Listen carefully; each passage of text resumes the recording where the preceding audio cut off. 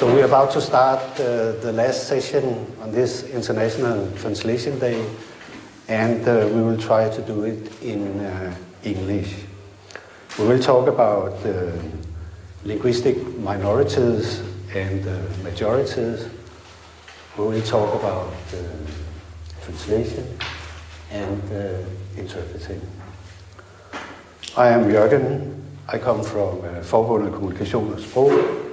I am a co-organizer of Hieronymusdagen, and I will try to moderate this session, and hopefully you will do the talking. So let's see. I have with me, next to me, Marta Kirilova. She's a tenure-track researcher at Nordic Studies and Language Science here at University of Copenhagen. Next I have Shada Sekaran. She's a full-time fundraiser and head of fundraiser and communications in the NGO Translators Without Borders. Happy to see you here. And last, we have Morten Soderman, who is a clinical professor. He's a project manager within human health at the University of Southern Denmark. One can say that if we have bad communication in a lawsuit, if we have bad communication in a hospital or in the social sector, it may have negative consequences for one individual or for some individuals, a few individuals. Quite recently, with the corona crisis and the COVID-19 illness, we have seen that if some groups in our society does not quite get the message, it not only has consequences for individuals in this group, but may also have negative consequences for all of us. So what is the reason for this, and why don't we get our messages through to linguistic minorities? And I will begin with you, Marta. You're involved in a research project which is called Interpreting Socio-Linguistic Perspectives and Challenges in Interpreted Meetings in the Danish Public Sector. And I want to ask you, what does this mean?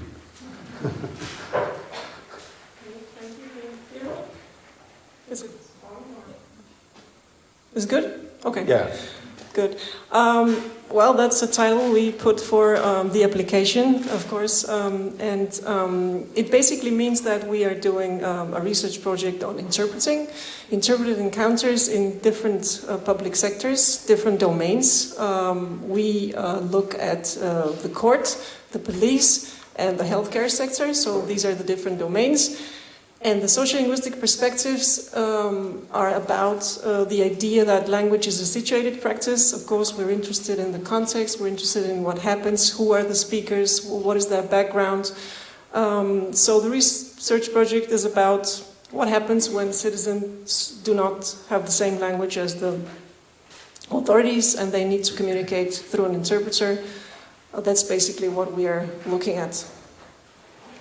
Why did you start this research project? You worked as an interpreter yourself. Yes, I have a background as a freelance interpreter. It was not a full-time thing, but I interpreted for more than a decade for the police, and I started in 2005 just sending my master's degree in Danish and saying that I have Bulgarian as a first language, and that was my entrance to this area. But later on, of course, because I'm interested in linguistics and through my own research in multilingualism, sociolinguistics and interaction, I thought together with good colleagues that it's very good to start this project, because it was about time that we have a very sound and solid project in interpreting. There have been a lot of studies, a lot of reports, a lot of things only showing the perspective of the interpreter. The interpreters were bad, they were not educated, and we would like to see what happens. So what are the implications and what is actually interpreted encounters in Denmark in different domains. And do you use your own experience from your time as an interpreter? Yes, I of course I use it I tried to use it as data entrance for the police. It couldn't really work because police are extremely gatekeeping the data.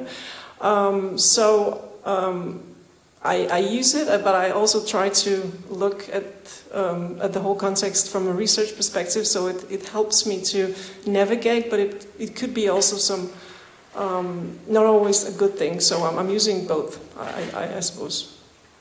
And you just told me you're about midway. Can you tell us about some of your findings? Findings already. We are halfway through. Everybody asks about findings, conclusions.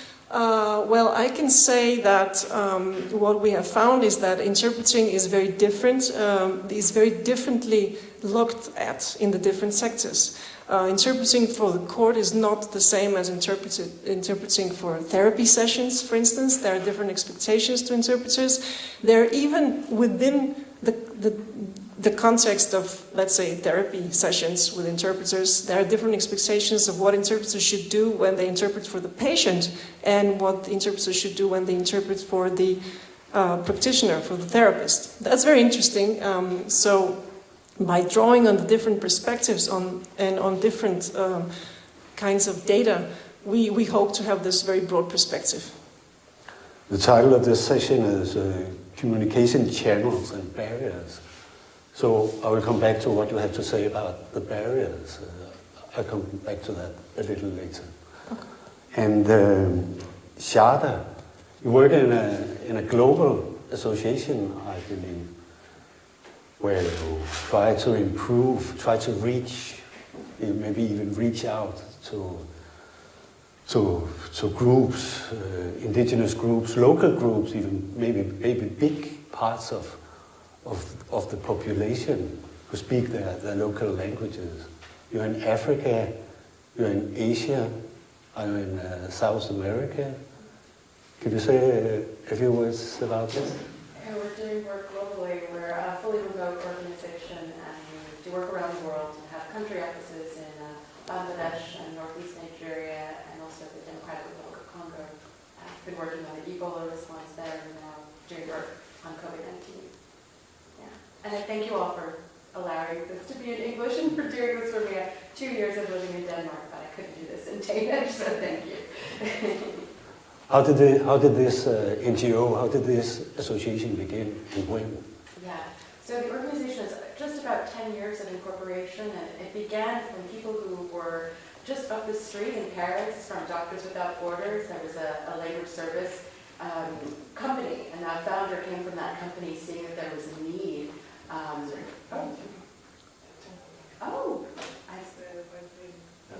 This one? I don't want to get too close. Oh, yes.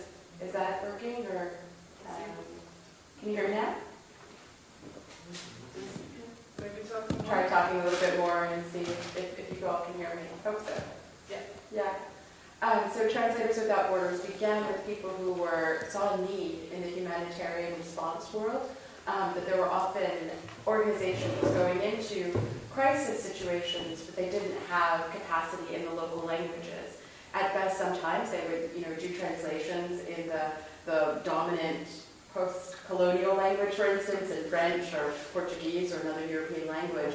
But to put resources into translating into marginalized languages, into local languages, it wasn't really something that there was much infrastructure or support around. So that's where the organization emerged, to meet that need and to bridge that communication gap between international humanitarian response and local populations in their mother tongues. So we do that in a few different ways. One is an advocacy work to raise awareness about the importance of language, why people should have information available in their native languages so they can better understand it. So part of it is advocacy in the field to make this a bigger priority.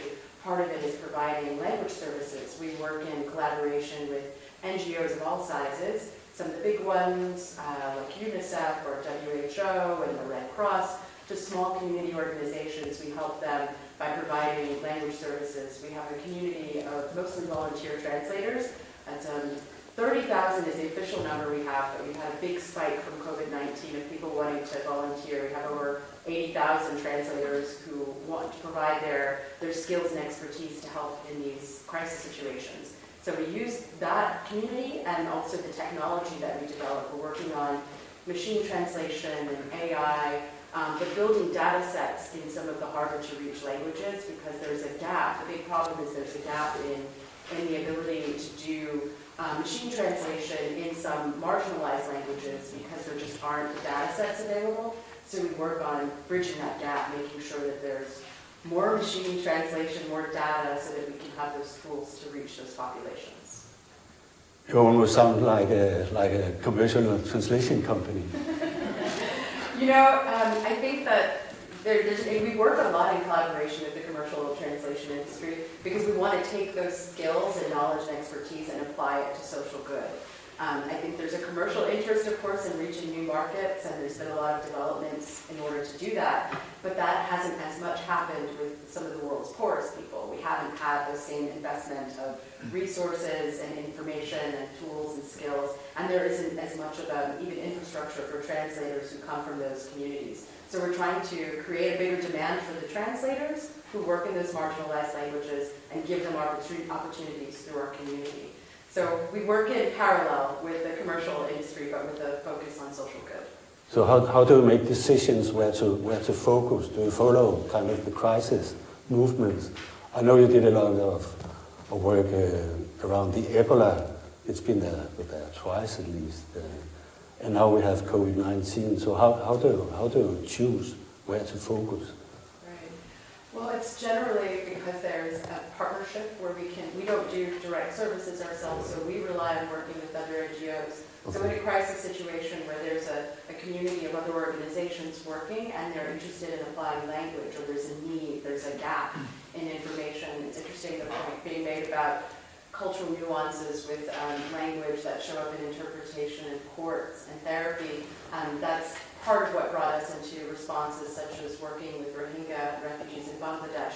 There was a big gap in information access. And so when there's a need and there's an infrastructure and there are organizations that we can partner with effectively, that's where we'll focus our resources. And especially if we have a country already a presence. The countries where we have a team, we can work on responses very quickly there. So they approach you for special needs, local NGOs?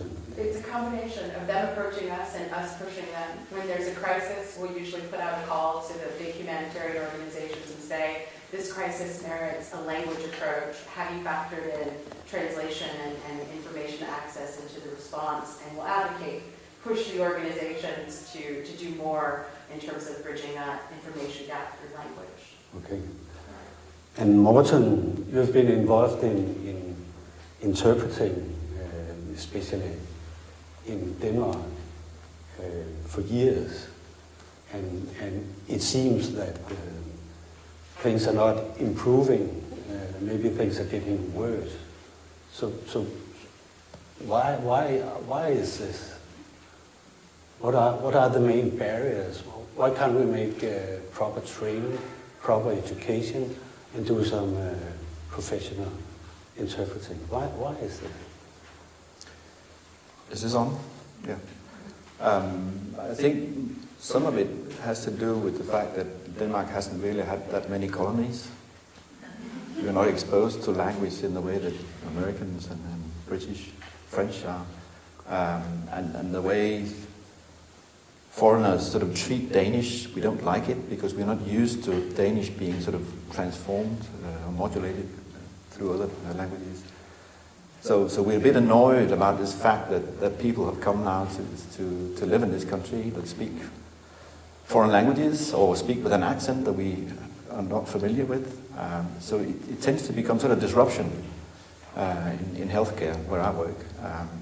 And people are very reluctant sort of to do anything about it because in sort of the majority's point of view, it's up to the patients to sort of sort that problem out. So they bring children and relatives. Some bring their taxi driver because he speaks Arab or something. So it's a very sort of ad hoc environment that we are working in.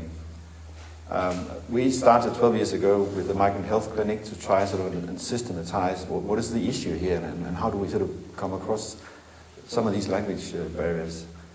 And we started sort of collecting cases with really severe misunderstandings that led to side effects and complications to treatments, really severe misunderstandings because of lack of interpretation or bad interpretation for that matter. So we have people, general practitioners refer really complicated patients to us. It's not just because you're foreign and you have diabetes, because it has to be sort of really complicated and have to document that this is complicated before we see them. So we've been sort of trying to analyze what is complication actually about in this field. And we quickly found out, because as many medical doctors sort of joke, you ask a simple yes and no question. And then the patient and the whatever interpreters there, they start a 30-minute discussion. And then they say yes or no or something. But what's going on in between? So we set up some focus groups with different interpreters and asked them, what are your challenges? Because we realized that interpreters are probably the only wise person in the room in a bilingual situation. I mean, the doctor doesn't speak Arab and the patient doesn't speak very good Danish, so they're sort of lost in it. So the only person that can actually sort of link these worlds would be an interpreter. So we said, you've been an interpreter for 30 years. Come and tell us about your experience and what you see as a challenge. And the first thing they said was, no, we can't do that because we have sort of been taught that we shouldn't talk about patients. We're sort of objective, almost like machines or robots or something. But we paid them the interpreter fee. Then they would pay with it. And one of the things they said was that most of their job was to sort of negotiate concepts. Because as a Dane, I think Danish is sort of fairly sort of simple language in that aspect, but many other languages are sort of, they have 12, 15 different dialects that are, some of them are really, really far from each other, and they use concepts in different ways. Saying heart in Arab is quite complicated because you have to find out which heart are you talking about. Lots of stuff there where I didn't know. They asked us to try and start any doctor-patient communication situation by explaining the interpreter what is the context here. What are we going to talk about, and what is the aim of this conversation, which we normally should also tell the patients. So it's actually also a medical training sort of to talk to patients about what is this about and what are we aiming at here. So including the interpreters in the clinical process was actually where we gained most, because they are actually often the only solution that is to sort of a complicated situation. So we generated sort of a bank of cases of complicated patients and used them to persuade the politicians that we need to have better interpreters. We could also demonstrate, we did a study on Arab interpreters, that we couldn't really find anything that could improve an interpreter besides experience. Especially if you're working sort of in a technical field, like medical field. You have 125 different medical specialties, and each of them have their own slang. And it keeps changing, so it's a bit difficult. But the only thing that sort of would result in an experienced interpreter would be years of experience. And preferably more than 10, 15 years before they were sort of really fluent in medical interpretation. So we asked the local council if we shouldn't start sort of a regional public bureau for interpreters and train them ourselves. And they accepted it.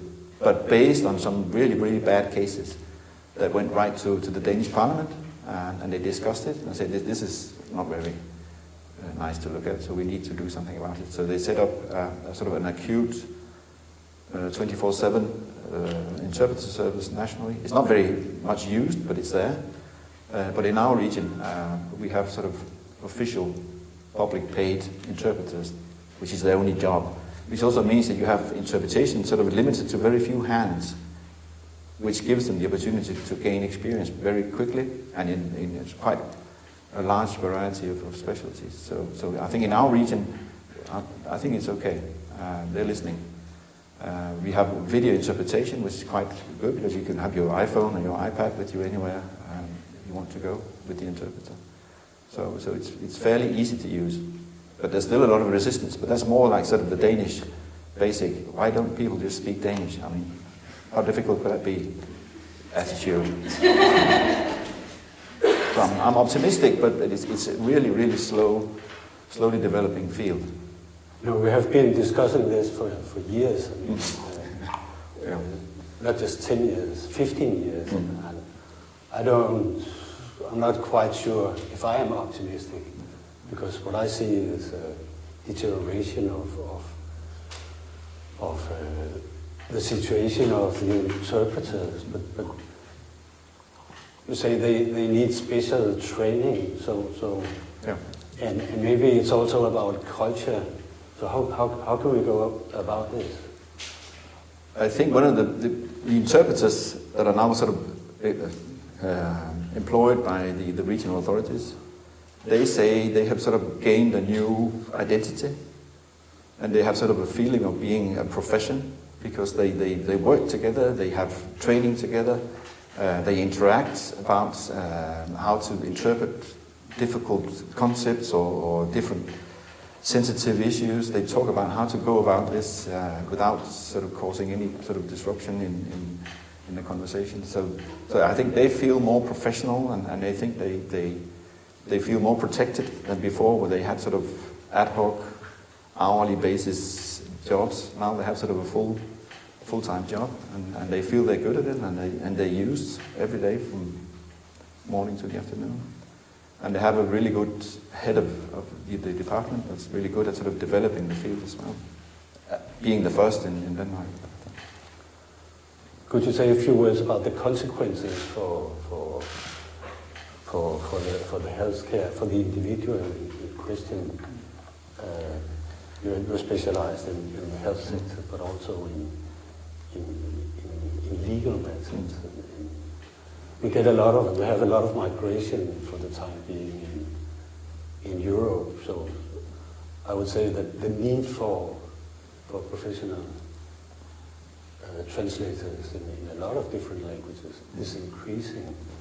But that's not quite what I see. No. I think do you want to say something?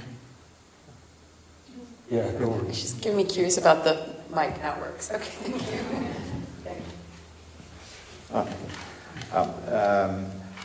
I think again the medical interpreters gave us through the focus groups some hints at what are sort of the basic problems.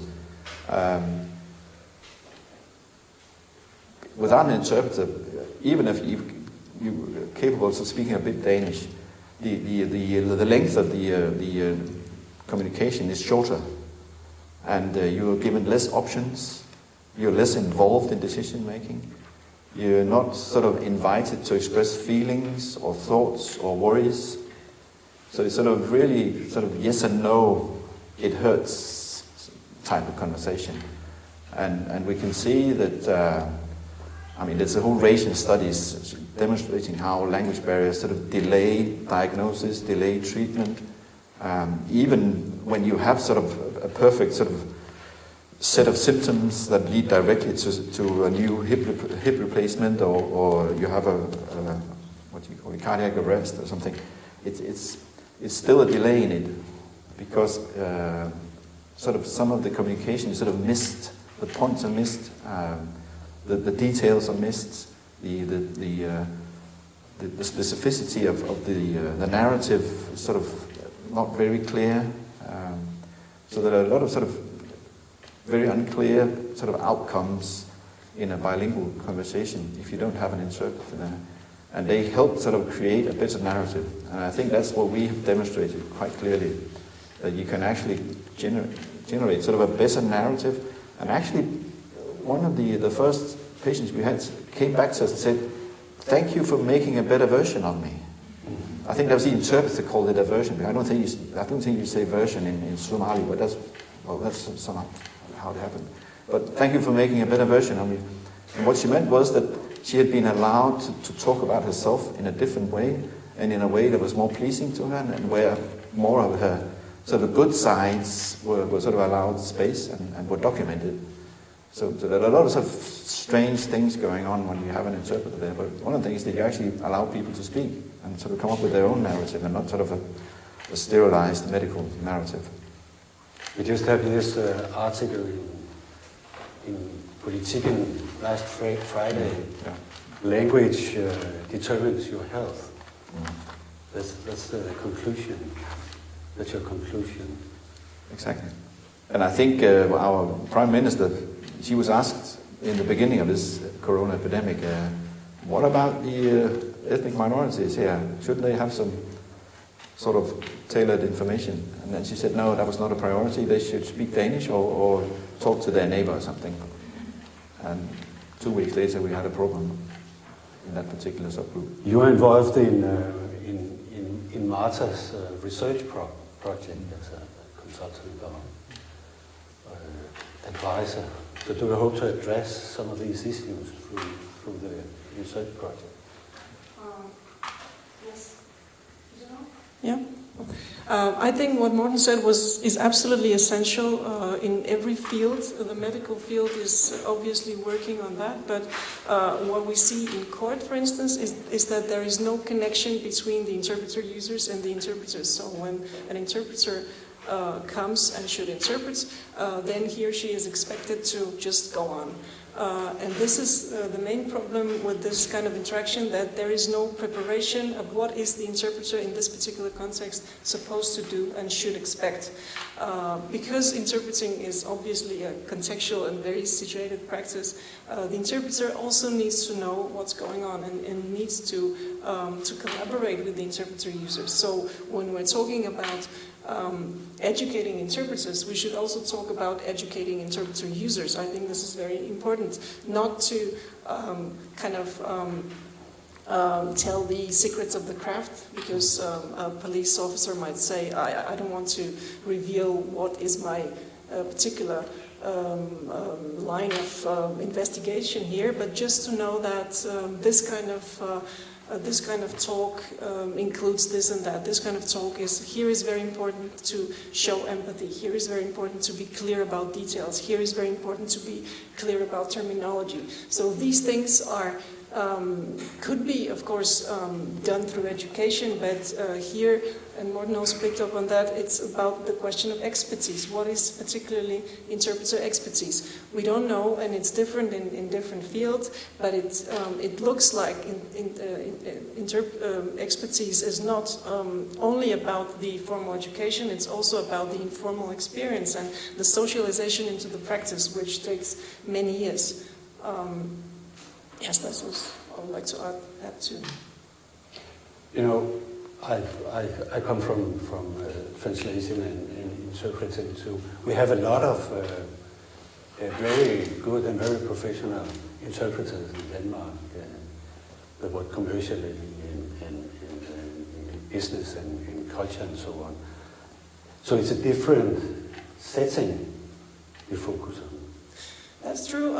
One of the problems we have discovered is that if you look at interpreting practice the way you look at translation practice, like the written practice, then you get it all wrong, because interpreting is much more about the situation, the language, what happens now. You cannot interpret without a context. And this is the expectation in court, for instance. If the interpreter comes, as I said in the beginning, then the interpreter should just be this transmitter, a robot, anything should be able to be translated without any preparation.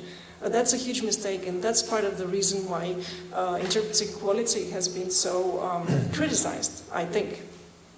So you're kind of trying to change the role of the interpreter, or the profile? We try to broaden the perspective of what interpreting actually is. It's a situated activity, it's about dialogical communication, it's about everything that happens in context, it's about a number of irregularities, emotions, things that appear, nonverbal communication. All this is visible to the interpreter as the only person that is able to see and to understand how more or less the other participant follows the conversation. But so just to broaden this perspective, we don't have this description of interpreting in guidelines, for instance. in guidelines, interpreters are described as conduits, as transmitters, as robots. That's the ideal interpreting situation, and that's very different from practice. What do you think about this, Shaka? Can you recognize it? How's your experience? Or how you used on the interpreter? I think this is a very interesting point. It is really interesting to hear. Oh, I can definitely hear the mic now. Yeah, we typically at Translators Without Borders aren't doing interpretation, we're doing translation, so of written content, but there are definitely a lot of parallels. I can think of, things that we develop as tools that are definitely probably useful for people working in interpretation, such as glossaries and terminology, which we try to do as a supportive service for people, for instance, healthcare workers, to try and, we did for COVID-19 multilingual glossaries so that there was some standardization of terms, and that could be available for people who are working in a medical context or as healthcare workers to have information of, have some standardization of language, because that is I'm sure a challenging thing. So that's one way that I think the work that we do can help to contribute. And also interesting around just doing an assessment of what languages are required for particular regions. We're working on maps, language mapping around the world, but we've done actually for the first time, interestingly, in the U.S., a language map of the northwest of the U.S. to help with the response to the wildfires, because there are a lot of minority languages there that aren't identified, and there isn't information made available in a rapid response situation. So some of it is also just a matter of having openly available data about all the relevant languages in a region. And I can imagine that would be an interesting project for Denmark, to even have of different parts of the country an assessment of what languages are present, how many speakers are there, to help with some of the planning in a response situation, so that you don't have the Prime Minister assuming that everyone understands. You actually have an assessment of what languages are spoken. Could we use Translators Without Borders in Denmark? You certainly could, and use some of the tools that we develop. It's interesting with COVID-19. We came out of doing humanitarian response, and it was a leap for some of us to think about, some of the organization to think about how those same tools apply, to the West and to wealthy countries. But when there's linguistic diversity, the need is still there. Some of the tools that we develop, and some of the tools that we develop for use in Africa and Asia and Latin America, certainly can be applied to work in diaspora communities in the West.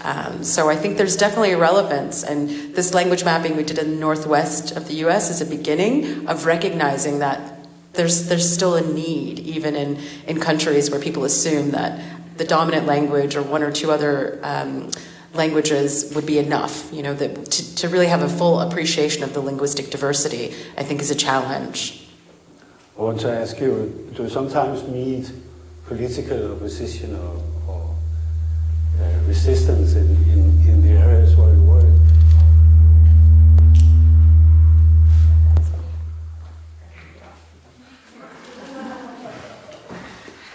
Let's see if it works. Do you have opposition to the work you do in some areas that you're not welcome, they don't want you around? Yeah.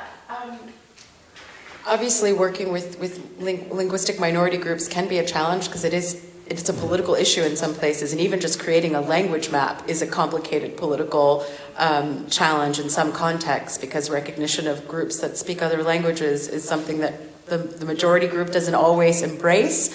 I'll say there's also a power dynamic that the organization is responding to, being kind of a disruptor in the status quo of the power, to be the one who creates the standard for the language that's spoken, to not respond to the languages of local communities, and to not have a possibility of two-way communication. You can imagine if you go into Mozambique, for instance, and all of the information available in a crisis response is in English or maybe Portuguese, you're excluding huge parts of the population, and particularly people who are less educated and who have less access to, who are less likely to speak the lingua franca, which are women often or elderly people. So we're really trying to create a change in the power dynamic. To also allow people who are in communities that are affected to speak back and speak their own concerns and their needs and their desires in their first language.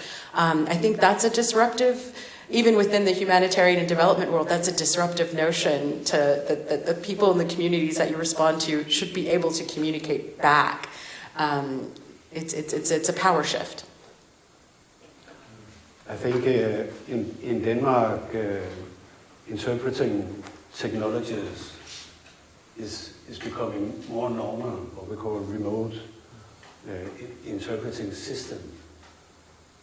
What is your attitude to this? Can you use this in the settings that you talk about? Remote interpreting is really good. This is what hospitals are using, the police is using it, the court is using it, because when the interpreter in a very rare language, for instance, is not available, then they could have an interpreter from Germany or from another place, or just sitting in Copenhagen and interpreting for the for a place in Jutland. So that's definitely good. But so remote interpreting is one thing, but technologies in terms of Google Translate or other platforms is a really far beyond. It's not. We're not there yet. I don't think that it will replace the interpersonal relation and the contextuality of the of interpreting. So. I'm not sure. We actually have cases in which Google Translate has been involved in translating court indictments, and it was all wrong, and it was a huge public scandal. And we also have the Somali case in Aarhus, which supposedly the COVID-19 instructions were translated probably by Google Translate, and they were incomprehensible. So we don't have these technologies at the moment. And I don't think that, I actually don't know, but at least real interpreting in a setting that is very sensitive and you need the details, you need the depth, I'm not sure that it will come, but it will be interesting to follow this process, for sure. We have representatives from the companies and some of these producers of sort of technological solutions, apps, and stuff like that, quite often. And they all have the same sort of challenge that they're quite narrow somehow. They're sort of well developed in sort of a very specific context, but they can't be used for anything else. It could be pregnant women coming for antenatal care. It's fairly sort of routine sort of questions and routine answers, and it's fairly easy. And it's young people, and most of them can read and write. And you have to be able to read and write for most of these apps. So that excludes sort of 20-40% of refugees, for that matter. But we tried some of them just to see how they work. And one of the first challenges you meet is that if you haven't gone to school, you're sort of quite anxious about who are you talking to, more than sort of a trained patient would be talking to sort of a person in that way. So they got distracted by who's this person talking. They have these sort of automated translations. They say, who's this person talking? He's talking in a strange accent. Where is he from? Do I know him? Do I know any of his relatives? So they had these long sort of lines of thought about who is this person, and they never heard what he said. So that's one thing. The other thing is that quite often what we need is not technology. It's just time, plus a good interpreter. So there's no need for technology, because in this sense it doesn't solve anything. It can help you in emergencies. I mean, I think Red Cross made a sort of emergency book in 36 languages where you could quickly sort of look up sort of emergency concepts in 36 languages. I mean, that's really helpful, but only in emergency, because if you talk about, are you bleeding from somewhere, and then you have to, they answer you in what? Burmese or Somali? I don't know Somali. So I have to have another app sort of to understand what they're saying. So we quickly run into problems. We start asking, because you speak Somali? No, I don't speak Somali. It's only on this sort of... You know, sometimes technology makes things cheaper. In Denmark, it's very digitized. Yeah. I saw. Did you see your president and his opponent there? there was an Arab TV station that translated what they said into Arab, and some of the Arab interpreters I'm following on Twitter, they say, this is really funny, because they translated it into sort of a nice Shakespearean Arab, but they were speaking like two sort of boys in the streets, really rough language. So sometimes you sort of hit sort of the wrong level of language there, because you sort of automate it. You don't really sense this is not Shakespeare. This is sweet language. But on the issue of technology and where it can be helpful is with scale and being able to reach more people, and also in the reality of the context that we're in right now with COVID-19, that especially with in-country operations, there's been a lot of restrictions in access, so having contactless communication is very important.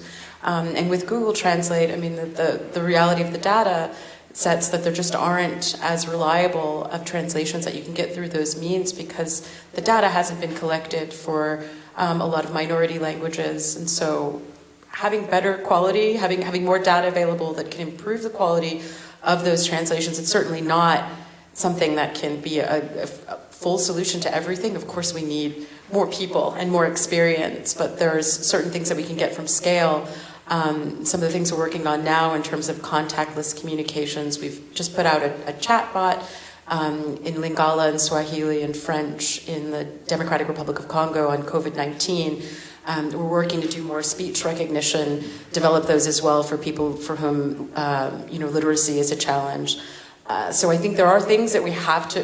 COVID-19 has kind of escalated some of the pace of developing some of these solutions, because contact is so limited and because country offices have had to scale back and people have been displaced. But I think there are things that we can get from technology that can help us with scale. It's just a step back, but one thing that we have seen, which I see as a huge challenge, is that, at least in Denmark, I don't know how it is in the US, but we tend to like interpreters that speak sort of perfect Danish instead of those that have an accent. But in the study we did on Arab interpreters, the worst interpreters were those who spoke very well Danish, because they had taught Danish in Denmark, they grew up in Denmark, and they were taught Arab in Denmark, but their Arab was very limited. But we thought they were good at Arab because we were good at Danish. And that's actually quite a challenge, because we choose sort of those we can talk directly to, and they feel they have adopted the Danish language completely, but they haven't got the mother tongue in that sense. And we had a patient last week who couldn't speak to her son. He had a slight sort of learning disability, so he never sort of really adapted the Arab language. He only spoke sort of a Danish street language, which he couldn't even understand at all. So she had never spoken to her son because of this. And many older people talk about this sort of zero language situation they're in. They can't talk to anybody because they haven't got sort of enough vocabulary to have a conversation. But we still use them as interpreters, and that's a challenge, I think. But if you want this new kind of interpreter, how can you train them? How can you provide them? After all, we're talking about quite a big number of languages in Denmark also. I don't know, 125 or something. How can you provide all these interpreters? Well, there was a master in interpretation at one point, but that was closed down for financial reasons, I think. They had some. They tried to couple economics with Arab language, for example, at our university. But that was sort of also closed down because of financial issues. So there was some sort of attempts to do something about it, but for financial reasons they discontinued. I think that's definitely the way we should do this with a proper education and certification of interpreters and of interpreter users as well, if that's possible. One of the problems is that in that particular situation, even through the education, interpreting is also something that needs to be developed in the field. So the more they are exposed to this particular field of healthcare settings or court or police, the better they become. But of course, that's very true that many interpreters are kind of measured through their skills of Danish, and we don't actually have any idea of how they, what they say in another language. So that's some of the interesting parts of our data. When we got the translation to Arabic or to Farsi or whatever, then we really figure out what they say and how things develop in the conversation. They just introduced this certified interpreter in the health sector. And there's no formal training attached to it. So how do you see this? Is this a trend, an interpreter from the local groups will pass these tests, or how will this work? The interpreters that are employed in our region, they have to have a high school degree exam. And then they have sort of a written and an oral Danish and mother tongue test. And that's what we can do for the moment. And then they have sort of a 20-hour sort of formal training in medical interpretation. And so then they have sort of everyday training. Who provide this training? It's well, I don't know what you call that in English, but AMO. AMO, yeah. But it's medical sort of health professionals teaching them about sort of anatomy and drugs and diagnosis and sort of what happened was the organization of healthcare and stuff like that. Not language, no.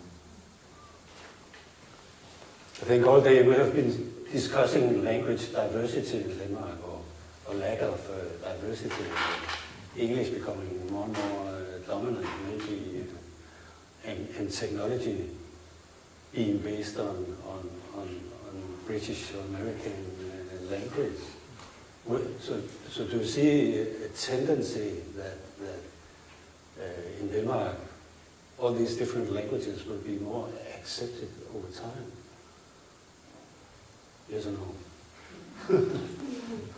Not the ideology that Danish is the language of Denmark and English is the language of the only foreign language that we're using is still prevailing. So if the problem is not that there is no diversity, there is huge diversity. The problem is the ideology that kind of suppresses this diversity and erases all the linguistic resources that we have.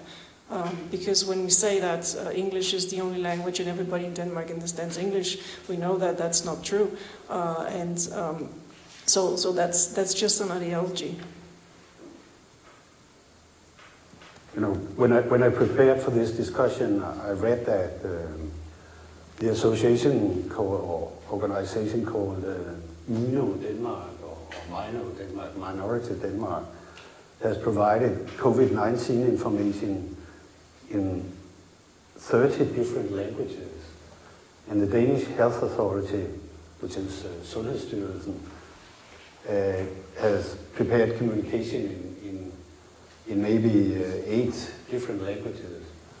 And I believe I read, Morten, that you said to a media somewhere that the information doesn't get to the receiver. So what's wrong with this? Some seem to be doing a lot of effort. So what's the problem? I mean, what are the barriers? We talk about barriers. What are the barriers? I think the barriers are what we talked about earlier, that the interpreter is actually the only wise person in that process. Because not only, I mean, the translation as such is sort of the smallest issue, I think. The difficult task is to make the information work, sort of to transform it into action and a change of behavior or acceptance of something. That's really a difficult part of it. And that's why we sort of have made interpreters part of the clinical team, because that's what clinicians do. It's sort of that they explain, they provide information, they negotiate with patients, and they respond to patients' sort of fears and anxieties and ideas. But with the aim of sort of changing their attitude or behavior or sort of acceptance of pills or an operation or surgery or something. And that's exactly the same thing has gone wrong here. I mean, they think you can just spread out information and then it works. I mean, if you spread out impregnated bed nets over Africa, some will use them for bed nets to protect them against malaria, but most will use them as fishing nets or hide them away because they're new and they shouldn't be sort of used before X number of years. So, I mean, you can't expect things to work just because you think they should work. And I have provided this information, and that's what they actually said, the authority. We have provided this information, so what's the problem? Yeah, but it didn't work. So, exactly. I mean, we have the same problem. As a Dane, you know, an ordinary Dane, I would say, what's the problem? They get the information they need, even in their own language. But you have to transport information into everyday lives and transport them into people's individual lives and families and living conditions. What does this mean for you and your life?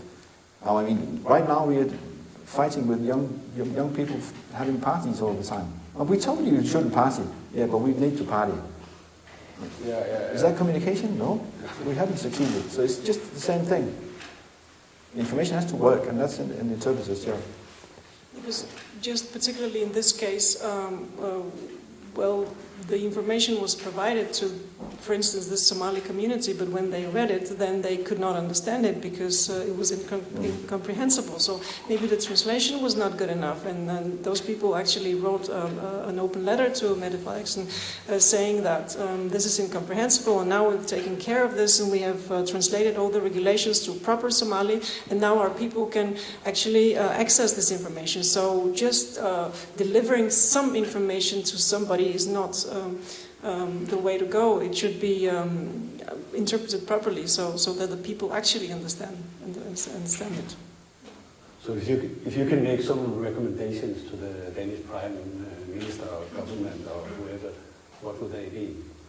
Well, that's a huge question, but at least recognize that. We get this question. Okay, just have a broader perspective on the linguistic diversity in Denmark. English and Danish are not the only languages, and Arabic and Chinese and Turkish. I've seen some posters with COVID-19. Yeah. These are the languages that are used, but there are so many others, and so many other languages should be included in this. So just figure out what are the minority languages and make some proper guidelines that could reach them properly translated. Okay. And Morten? No, I mean, we talk about preparedness all the time, pandemic preparedness in healthcare and in public health. But I mean, this is also about preparedness, being prepared for things like this. And they weren't prepared. They didn't have the information, they didn't have the interpreters, they didn't have the social workers in place to sort of transport this information into communities. They didn't even, for the first couple of months, they didn't even want to contact these environments. They contacted the housing sort of councils and talked to them, but they didn't talk to cultural organizations, Danish Somali Society.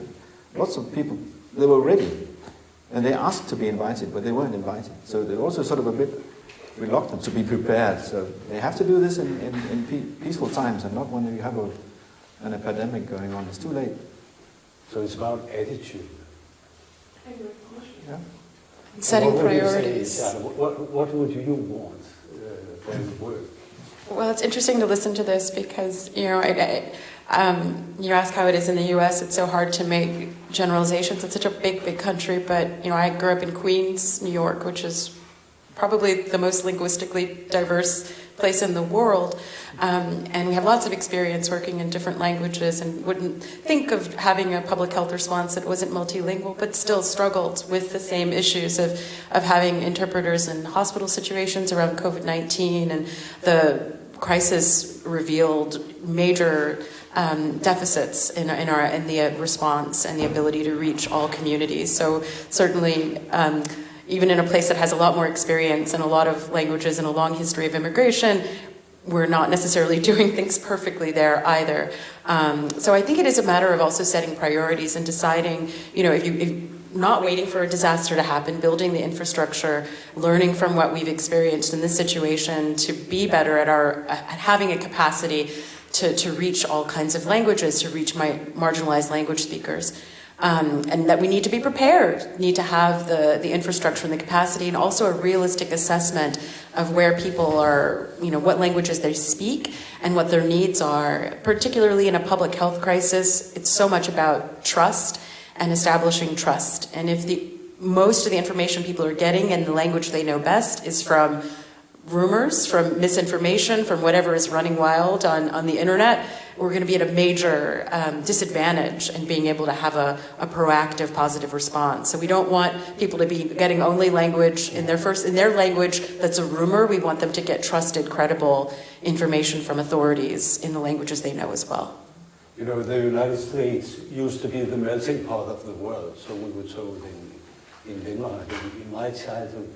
Could you say in very few words and very briefly what the attitude towards all these languages is in the United States, and maybe compare it to what you meet in Denmark as a non-Danish speaker, just briefly? I feel like I don't have necessarily the same experience as a non-Danish speaker as someone whose mother tongue is in English. I have a major advantage here, even as someone who's struggling to learn very difficult Danish language. So I recognize that it's different to come here as an English speaker than as someone who speaks another language. The US, we're getting better at being responsive to our very, very large population of Spanish speakers, but the full linguistic diversity, I don't think we've really set the priorities to be able to meet their needs either. I would hope that Denmark would do better than us, because you generally have a much more compassionate social system than we have in the US. You have a better infrastructure as far as caring for people who are the most marginalized. I would hope that you would do better than we have in that regard. But I certainly don't think that the US has taken into account the diversity of languages. We've started to do better at some of the major language groups. Certainly information is available more in Spanish these days, and in depending on where you are regionally, a handful of other languages, but we're certainly not reaching everyone, and maybe you can do something better that we can learn from in the US. Okay, I'm afraid we have to stop this very interesting debate. Maybe a few questions, very, very briefly. Who uses mic?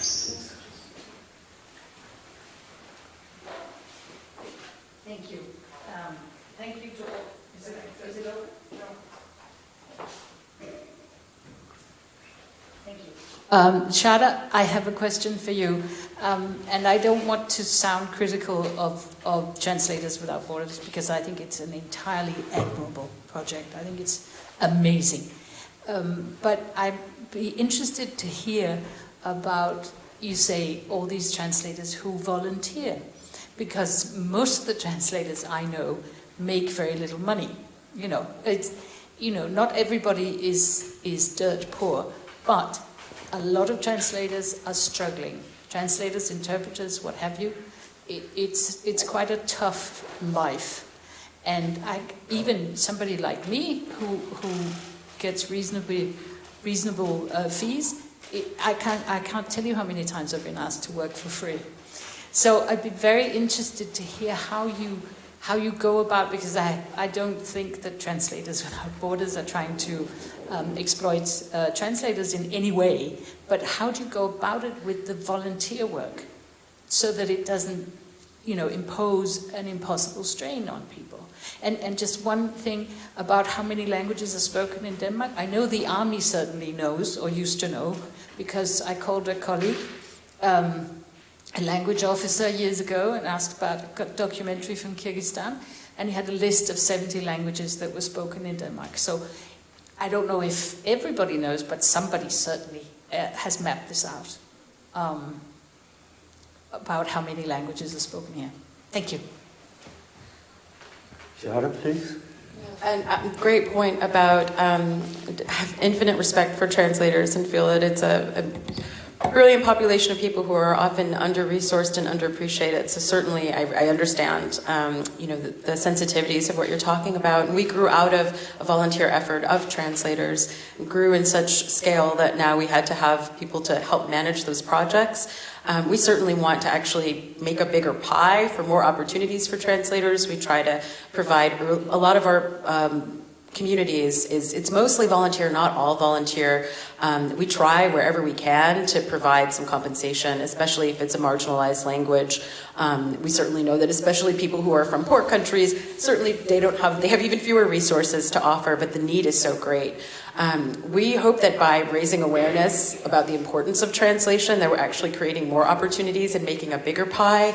We try really hard to make our projects interesting to the people who are giving their time to work with us, and not too demanding. It's typically 1 hour or 2 hours a week at maximum.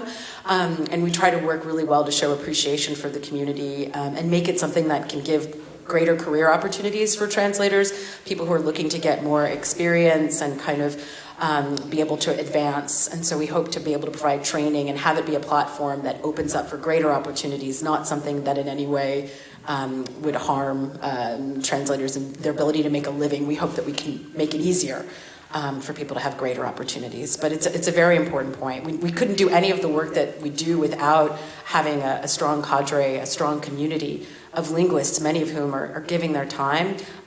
But we absolutely want to make it something that creates greater opportunity and not in any way is harmful. Thank you. One final question? No. Then we came to an end. I want to say thank you to all of you. Could we give them a hand, please?